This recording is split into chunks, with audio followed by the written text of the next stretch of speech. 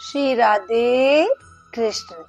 ओम नमो भगवते वासुदेवाय नमः। कथा 32।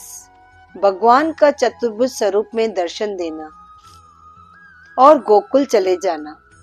भगवान ने कारागार में आकर देवकी वसुदेव को अपने चतुर्भुजी रूप के दर्शन दिए और कहा, पिछले जन्मों में आपने तप कर वरदान मांगा था कि मेरे जैसा बच्चा आपको पैदा हो और मेरे जैसा और कोई नहीं, इसलिए मैं स्वयं ही आया हूँ।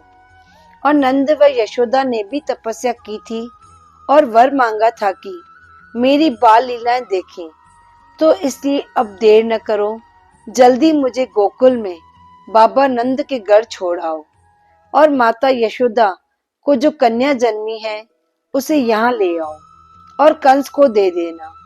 और तभी भगवान ने अपनी माया से छोटे बालक का रूप धारण किया और रोने लगा। तभी देवकी और वसुदेव जागते हैं और बालक को गले लगाकर खूब लाड करते हैं। तभी उनके पैरों की बेड़ियां व हाथों की बेड़ियां अपने आप खुल जाती हैं, सारे दरवाजे खुल जाते हैं, सभी पहरेदार गहरी नींद में सो जाते हैं। तभी वासुदेव जी ने एक टोकरी में बालक को रखा और जल्दी से गोकुल की ओर चल दिए। बहुत तेज बारिश होने लगी। शेषनाग ने अपना फन टोकरी के ऊपर बिछा दिया, जिससे उसके भगवान को कष्ट ना हो। फिर जब यमुना नदी आई तो यमुना का पानी बढ़ता ही चला जा रहा था। वासुदेव जी अपनी टोकरी को सिर पर रखकर चलते जा रहे थे। तभी पानी का स्तर उनके नाक तक आ गया। तब बालक ने अपना पैर निकाला और यमुना नदी में डाला। यमुना जी का पानी उनके पैर को छूते ही नीचे आ गया। फिर वसुदेव जी नंद बाबा के घर पहुंचते हैं।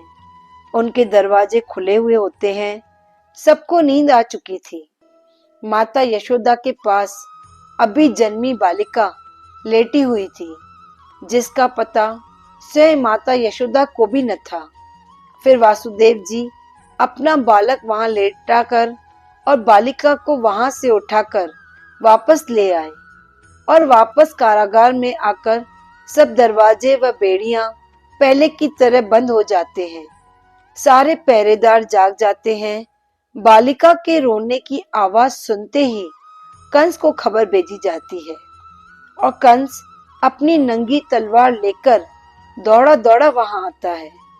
देवकी के हाथों में उस कन्या को देखकर उसे छीनता है और उसे पत्थर पर मारने के लिए जैसे ही पटकना चाहता है, तभी वह कन्या, जो कि स्वयं योग माया थी, वह कंस के हाथों से छूटकर सीधा आसमान में जाकर अपना 8 हाथों वाला अद्भुत रूप धारण करती है और कहती है, तुझे मारने वाला पैदा हो चुका है, अब निर्दोष बच्चों को मत मारो। कंस दुखी होकर पछतावा करने लगा और देवकी और वासुदेव से कहा, ये सब आपके पूर्व जन्म के कर्म है, जिसके कारण आपको इतना दुख मिला है। ये कहकर उन्हें बंदी गृह से मुक्त कर दिया और अपने वजीरों से सलाह लेकर उस समय पैदा हुए सभी बच्चों को मारने का आदेश दे देता है। वहां गोकुल में जब यशोदा मैया की आंख खुली और देखा कि उन्हें पुत्र की प्राप्ति हुई, तो वह बहुत खुश हुई। नंद बाबा ने न जाने कितनी ही गाय और भी बहुत सारी चीजें दान की। खूब ढोल बजाए और गाया गया, नंद घर आनंद भयो, जय कन्हैया लाल की। नंद घर आनंद भयो, जय कन्हैया लाल की। श्री राधे कृष्ण। ओम नमो भगवते वासुदेवाय नमः।